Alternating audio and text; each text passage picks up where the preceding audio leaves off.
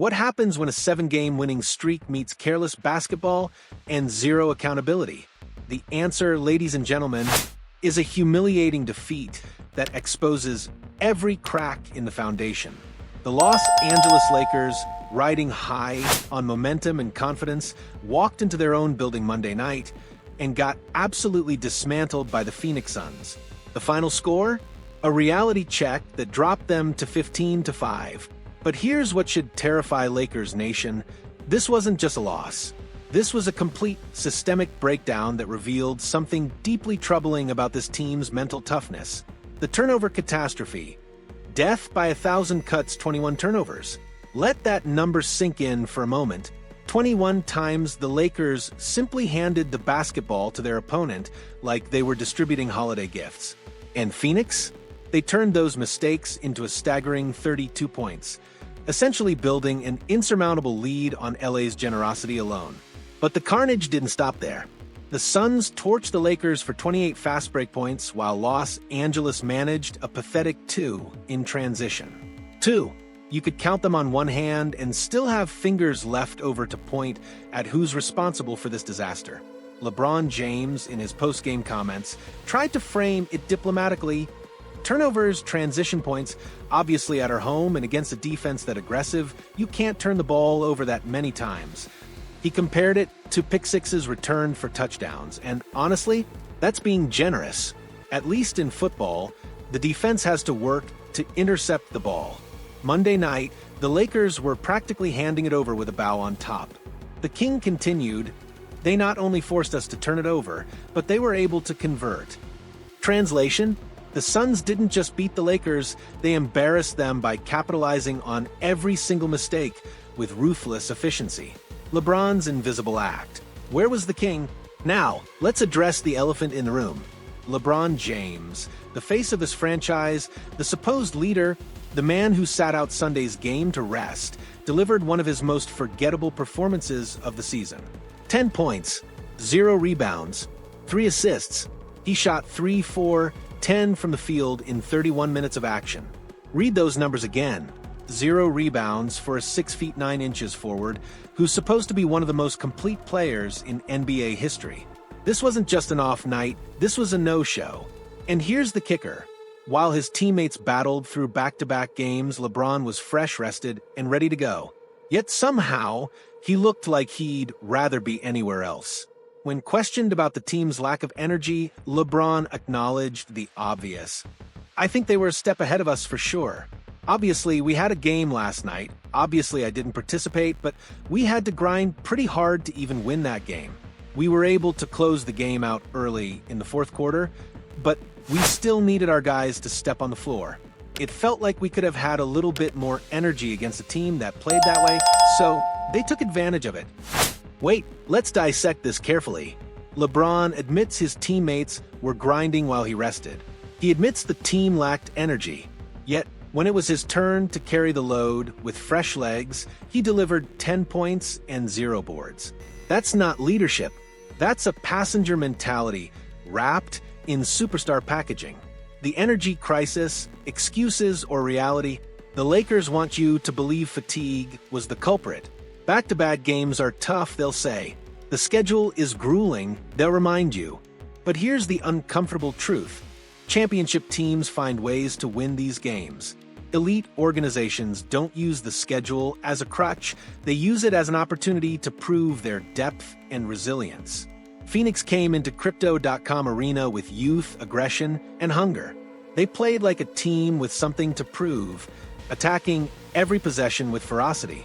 Meanwhile, the Lakers sleepwalked through defensive rotations, made careless passes, and showed all the urgency of a team playing a preseason scrimmage. The Suns' 28 transition points weren't just about speed, they were about desire. Every loose ball, every deflection, every opportunity to push the pace was seized with both hands. The Lakers, by contrast, looked content to walk the ball up the court and hope their talent would eventually prevail. Spoiler alert, it didn't. LeBron tried to downplay the significance. Look, it happens. It's a long NBA season, but we understand that. That team is really good, and they kept us from doing what we wanted to do and executing our game plan, and we've got to learn from it. It happens. Really? That's the response? 7-game winning streaks don't just evaporate because it happens. They end because teams get complacent, because leaders fail to set the tone, because organizations mistake regular season success for playoff readiness. The road ahead: false confidence or genuine concern. Now, the Lakers embark on a brutal 3-game East Coast road trip, and LeBron wants everyone to believe this loss won't affect their focus. Road trips should always help us refocus, regardless of how we perform on the court, he stated confidently. I don't think we needed a good game today to refocus. That statement should send chills down the spine of every Lakers fan. You don't need a wake-up call to refocus. You just got embarrassed at home, committed 21 turnovers, and your best player was invisible, but sure, no adjustments needed. Just hop on a plane and everything will magically fix itself. This is the kind of dangerous thinking that separates pretenders from contenders. The great teams, the championship-caliber organizations, use losses like this as inflection points. They dissect every mistake, hold players accountable, and come back with renewed purpose. The mediocre teams, they shrug, blame the schedule, and hope things improve on their own. The deeper questions nobody's asking, here's what should truly concern Lakers fans. This wasn't a close game that slipped away in the final minutes. This was a comprehensive beatdown that exposed fundamental flaws. The turnovers suggest poor decision-making and lack of focus. The transition defense indicates low effort and communication breakdowns. LeBron's performance raises questions about his engagement and leadership. At 15-5, the Lakers are still in excellent position. But records can be deceiving. The Western Conference is a bloodbath, and teams that can't protect the basketball or defend in transition don't survive playoff basketball. Phoenix just provided the blueprint for how to attack this Lakers team, and you can bet every other opponent is taking notes. The question isn't whether the Lakers can bounce back from one loss. Of course they can. The question is whether this loss reveals deeper issues that will resurface when the stakes are highest. Can they handle adversity? Can LeBron elevate his game when his teammates are exhausted? Can they protect the basketball against aggressive defenses? Monday night provided zero encouraging answers. The uncomfortable truth: the Lakers have talent. They have experience. They have championship pedigree. What they showed Monday night, however, was a team that believes its reputation alone is enough to win games.